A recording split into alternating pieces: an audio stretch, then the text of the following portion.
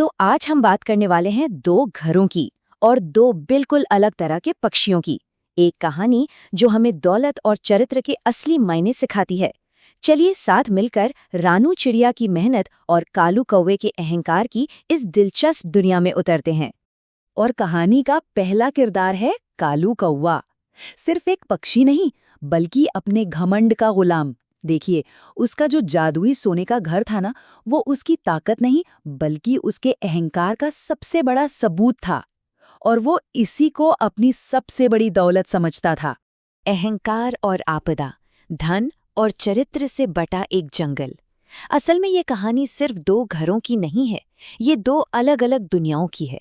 सोचिए, एक तरफ है कालू का घमंड से भरा अकेलापन और दूसरी तरफ है बाकी पक्षी जो बस एक सुरक्षित छत के लिए तरस रहे हैं। तो अब हमारे सामने हैं दो किरदार जो एक दूसरे से बिल्कुल अलग हैं। एक तरफ कालू, जिसके पास सोने का महल तो था पर दिल, कह सकते हैं, पत्थर का था। और दूसरी तरफ है रानू, जिसके पास कुछ भी नहीं था सिवाय हिम्मत और एक कभी ना टूटने वाले हौसले के। और फिर कहानी में एक बड़ा मोड़ आता है। ऐसा लगता है जैसे प्रकृति खुद इन दोनों के चरित्र की परीक्षा लेने वाली थी। एक ऐसा भयंकर तूफान आया जिसने जंगल के हर एक तिनके को, हर एक पत्ते को हिलाकर रख दिया। सोने के घर का पतन, जब घमंड की नींव की परीक्षा होती है। अब सवाल ये है कि जब घमंड से बनी इन सुनहरी दीवारों का सामना तूफान की असली ताकत से होगा तो क्या होगा? क्या कालू का ये सोने का महल उसे वाकई बचा पाएगा? और इसी मुश्किल घड़ी में कालू का असली क्रूर चेहरा सबके सामने आ जाता है।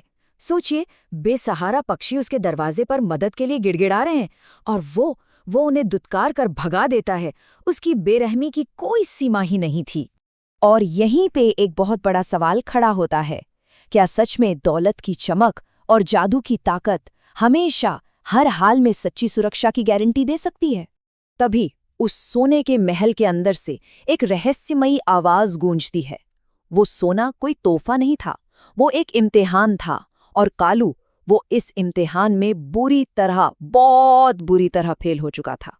और फिर जो होता है वो देखने लायक है। आसमान से कड़कती हुई बिजली सीधे महल पर गिरती है और वो सोना जिस पर कालू को इतना गुमान था, वो एक ही पल में पिघलकर बदबूदार कीचड़ का ढेर बन जाता है। सारा घमंड एक झटके में चकनाचूर। मेहनत से बनी एक नींव, रानू का भीख नहीं बल्कि निर्माण करने का फैसला।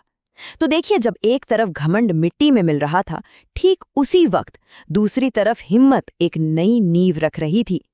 कालू की दुनिया तो उजड़ चुकी थी, लेकिन रानू ने अपनी दुनिया खुद बनाने का फैसला कर लिया था।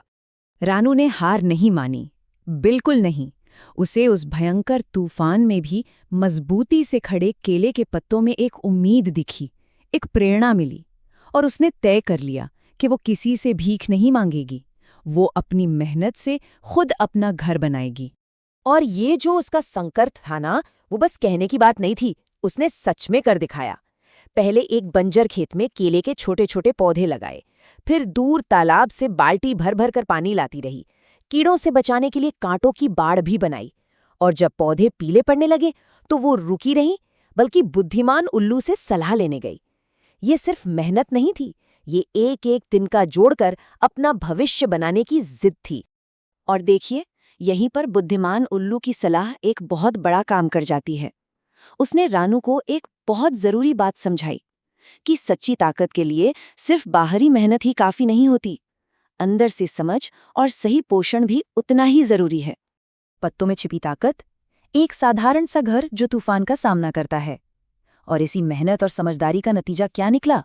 एक ऐसा घर जो बाहर से देखने में शायद बहुत साधारण लगे, पर जिसकी नींव में अटूट हिम्मत और सच्ची लगन छिपी हुई थी। और ये देखिए, रानू की मेहनत का शानदार फल, केले के पत्तों से बुना हुआ एक खूबसूरत और मजबूत घर। ये घर किसी जादू से नहीं बना था, ये बना था उसके पसीने, उसकी मेहनत और उसके कभी ना हार मानने वाले जज्बे से। लेकिन कहानी अभी खत्म नहीं हुई है। वक्त का पहिया एक बार फिर घूमता है और जंगल में फिर से एक बड़ा तूफान आता है। और इस बार क्या होता है? कालू का बड़ा सा घोंसला ताश के पत्तों की तरह बिखर जाता है, लेकिन रानू का वो पत्तों का घर, वो अपनी जगह पर पूरी मजबूती से खड़ा रहता है।